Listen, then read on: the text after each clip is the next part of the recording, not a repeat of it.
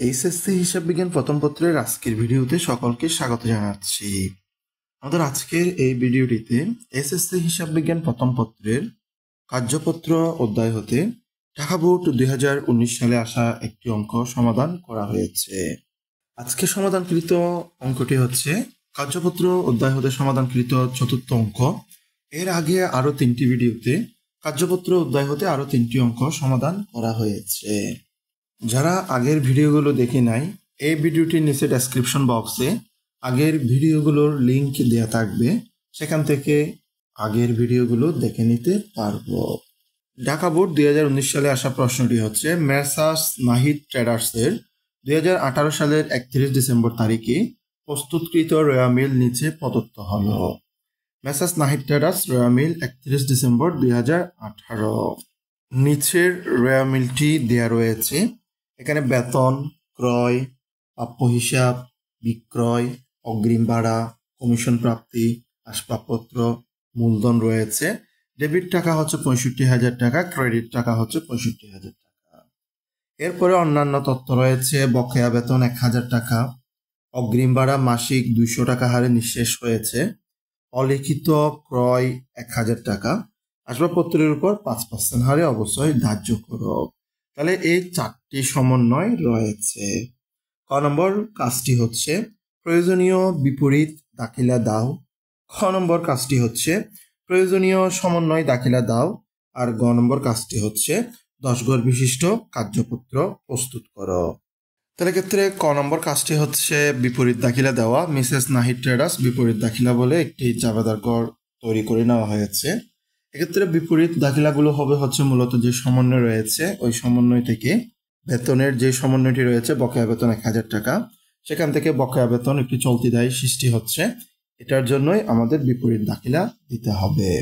তাহলে ক্ষেত্রে 2018 সালের ডিসেম্বর 31 তারিখে জাবেদা হবে সমন্বয় জাবেদা যেভাবে হতো তার বিপরীত। এক্ষেত্রে বেতন বকেয়া থাকলে সমন্বয় জাবেদা হচ্ছে বেতন হিসাব ডেবিট, বকেয়া বেতন হিসাব ক্রেডিট, কিন্তু বিপরীত দাখিলা হবে তার উল্টা, অর্থাৎ বকেয়া বেতন হিসাবকে ডেবিট করতে হবে, বেতন হিসাবকে ক্রেডিট করতে হবে, টাকা হবে 1,000 টাকা।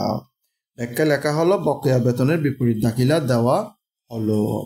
এই ছিল ক নম্বর কাজ। আর খ নম্বর কাজটি ছিল সমন্বয় জাবেদা প্রস্তুত করা। মেসেজ নাহিদ ট্রেডার্স সমন্বয় জাবেদা, এই শিরোনামে সমন্বয় জাবেদার একটি ছক প্রস্তুত করতে হবে। 4টি সমন্বয় রয়েছে, 4টি সমন্বয়ের জন্য সমন্বয় জাবেদা দাখিলা দিতে হবে। সমন্বয় জাবেদা তারিখটি হবে হিসাব বছরের শেষ দিন, অর্থাৎ 2018 সালের ডিসেম্বরের 31 তারিখ। তাহলে ক্ষেত্রে প্রথম সমন্বয়টি হচ্ছে বেতন বকেয়া রয়েছে 1,000 টাকা, এটার জন্য সমন্বয় জাবেদা হবে বেতন হিসাব ডেবিট, বকেয়া বেতন হিসাব ক্রেডিট 1,000 টাকা। তাহলে ব্যাখ্যা হচ্ছে বকেয়া বেতন সমন্বয় করা হলো। 2 নম্বর সমন্বয়টি হচ্ছে অগ্রিম ভাড়া মাসিক 200 টাকা হারে নিঃশেষ হয়েছে, অর্থাৎ অগ্রিম ভাড়া মাসিক 200 টাকা হারে মেয়াদ উত্তীর্ণ হয়েছে।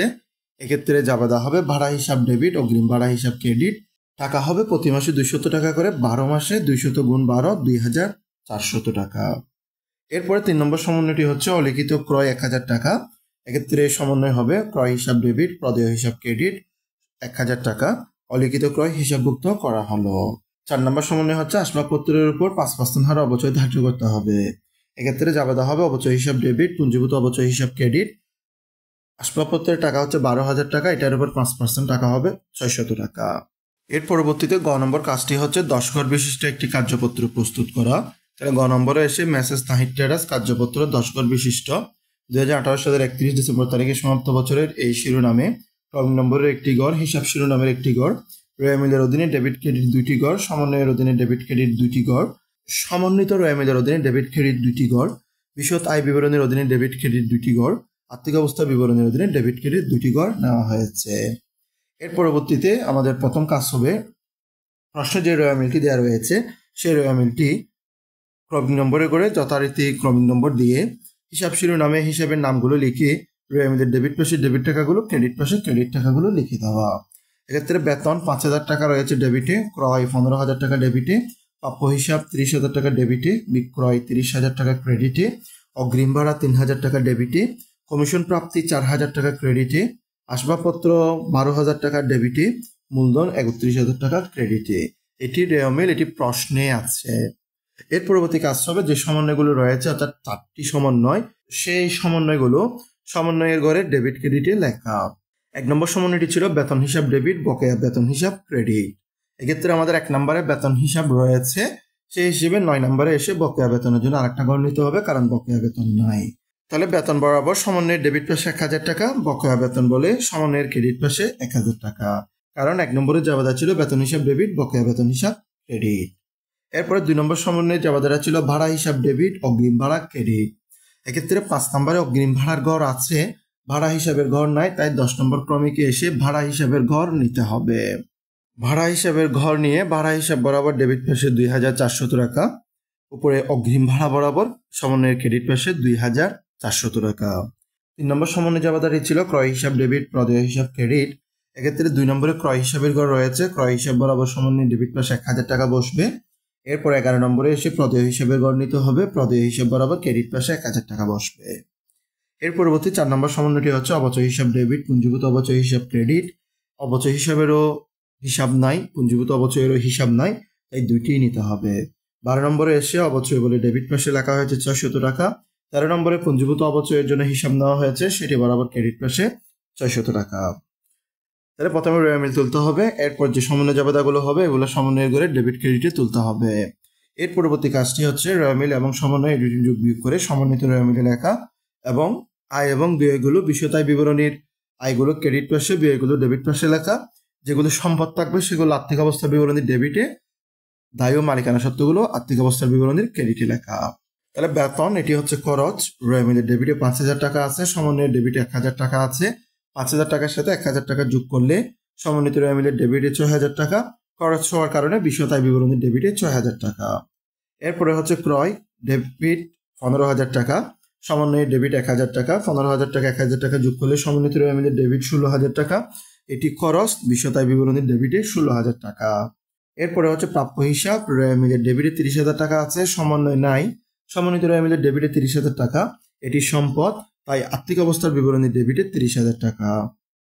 এরপরে হচ্ছে বিক্রয়, রোয়া মিলের ক্রেডিটে 30,000 টাকা আছে, সমন্বয় নাই, তাই সমন্বিত রোয়া মিলের ক্রেডিটে 30,000 টাকা, বিশদ আয় বিবরণীর ক্রেডিটেও 30,000 টাকা, কারণ এটি আয়, আয় হলে বিশদ আয় বিবরণীর ক্রেডিটে লিখতে হয়। এরপরে হচ্ছে অগ্রিম ভাড়া, রোয়া মিলের ডেবিটে 3000 টাকা আছে, সমন্বয়ে ক্রেডিট হয়েছে 2400 টাকা। 3000 টাকা ডেবিট থেকে ক্রেডিট 2400 টাকা বাদ গেলে সমন্বিত রোয়া মিলের ডেবিটে বসবে 600 টাকা। অগ্রিম ভাড়া এটি সম্পদ, আর্থিক অবস্থার বিবরণীর ডেবিটে 600 টাকা বসবে। এরপরে হচ্ছে কমিশন প্রাপ্তি, কমিশন প্রাপ্তি রোয়া মিলের ক্রেডিটে 4000 টাকা আছে, সমন্বয়ে নাই, তাই সমন্বিত রোয়া মিলের ক্রেডিটে 4000 টাকা বসবে। কমিশন প্রাপ্তি এটি আয়, তাই বিশদ আয় বিবরণীর ক্রেডিটে 4000 টাকা বসবে। এরপরে হচ্ছে আসবাবপত্র, রোয়া মিলের ডেবিটে 12,000 টাকা আছে, সমন্বয় নাই, সমন্বিত রোয়া মিলের ডেবিটে 12,000 টাকা বসবে, এটি সম্পদ, তাই আর্থিক অবস্থার বিবরণীর ডেবিটে 12,000 টাকা বসবে। এরপরে হচ্ছে মূলধন, রোয়া মিলের ক্রেডিটে 31,000 টাকা আছে, এটার সাথে কোনো সমন্বয় নাই, সমন্বিত রোয়া মিলের ক্রেডিটে 31,000 টাকা বসবে, এটি মালিকানা সত্ত্ব, তাই আর্থিক অবস্থার বিবরণীর ক্রেডিটে 31,000 টাকা বসবে। এর পরবর্তীতে হচ্ছে বকেয়া বেতন, সমন্বয়ে ক্রেডিট 1000, সমন্বিত রোয়া মিলের ক্রেডিটও 1000 টাকা বসবে, এটি দায়, তাই আর্থিক অবস্থার বিবরণী ক্রেডিট 1000 টাকা বসবে। এরপরে হচ্ছে ভাড়া, সমন্বয়ের ডেবিটে 2400 টাকা আছে, সমন্বিত রোয়া মিলের ডেবিটেও 2400 টাকা বসবে, ভাড়া এটি খরচ, তাই আয় বিবরণীর ডেবিটে 2400 টাকা বসবে। এরপরে হচ্ছে প্রদেয় হিসাব, প্রদেয় হিসাব এটি দায়, সমন্বয়ের ক্রেডিট 1000 টাকা, সমন্বিত রোয়া মিলের ক্রেডিটেও বসবে 1000 টাকা, এটি দায় হওয়ার কারণে আর্থিক অবস্থার বিবরণী ক্রেডিটে বসবে 1000 টাকা। এরপরে হচ্ছে অবচয়, অবচয় সমন্বয়ের ডেবিটে 600 টাকা আছে, সমন্বিত রোয়া মিলের ডেবিটেও 600 টাকা বসবে, বিশদ আয় বিবরণীর ডেবিটেও 600 টাকা বসবে, এটি খরচ। এরপরে হচ্ছে পুঞ্জীভূত অবচয় আসবাবপত্র, সমন্বয়ের ক্রেডিটে 600 টাকা আছে, সমন্বিত রোয়া মিলের ক্রেডিটেও 600 টাকা বসবে, আর্থিক অবস্থার বিবরণীর ক্রেডিটেও 600 টাকা বসবে। সবগুলো হিসাব সমন্বিত রোয়া মিল থেকে বিশদ আয় বিবরণী এবং আর্থিক অবস্থার বিবরণীতে নিয়ে যাওয়ার পর এর পরবর্তী কাজ হবে যোগফল নির্ণয় করা। প্রথমে রোয়া মিলের ডেবিট পাশে যোগ করতে হবে, সেক্ষেত্রে 65,000 টাকা আসতেছে, রোয়া মিলের ক্রেডিট পাশে যোগ হলো 65,000 টাকা হবে। সমন্বয়ের ডেবিট পাশে 5000 টাকা, সমন্বয় বরাবর ক্রেডিট পাশে 5000 টাকা, সমন্বিত রোয়া মিলের ডেবিটে আসতেছে 67,600 টাকা, ক্রেডিটে আসতেছে 67,600 টাকা। এই ঘরগুলো পারস্পরিক ডেবিট ক্রেডিট সমান হবে। এবার হচ্ছে বিশদ আয় বিবরণী, বিশদ আয় বিবরণী ক্রেডিট পাশে যোগ করলে 30,000 আর 4,000 মিলে 34,000 টাকা হয়, সেখান থেকে ডেবিট পাশে ৬,০০০ টাকা, ১৬,০০০ টাকা, ২,৪০০ টাকা এবং ৬,০০০ টাকা বাদ গেলে আরো ৯,০০০ টাকা কম থাকে। ডেবিট পাশে যদি টাকা কম থাকে এটি হবে নেট মুনাফা। এই নেট মুনাফার টাকাটি আবার আর্থিক অবস্থার বিবরণীর ক্রেডিট পাশে স্থানান্তর করতে হবে। তাহলে বিশদ আয় বিবরণী ক্রেডিটের যোগফল ৩৪,০০০ টাকা, নেট মুনাফা সহ বিশদ আয় বিবরণী ডেবিটের যোগফল ৩৪,০০০ টাকা। এরপরে আর্থিক অবস্থার বিবরণীর ডেবিট পাশ এবং ক্রেডিট পাশ দুইটি পাশে যোগ করতে হবে। ডেবিট পাশ যোগ করলে আসতেছে ৪২,৬০০ টাকা, ক্রেডিট পাশ যোগ করলেও আসতেছে ৪২,৬০০ টাকা। দুইটি কর পারস্পরিক সমান হবে। এই ছিল 10 কর বিশিষ্ট কার্যপত্র। আমাদের ভিডিওটি দেখার জন্য সকলকে অসংখ্য ধন্যবাদ। আমাদের পরবর্তী ভিডিওতে কার্যপত্র অধ্যায় হতে আরো গুরুত্বপূর্ণ অঙ্কসমূহ সমাধান করা হবে।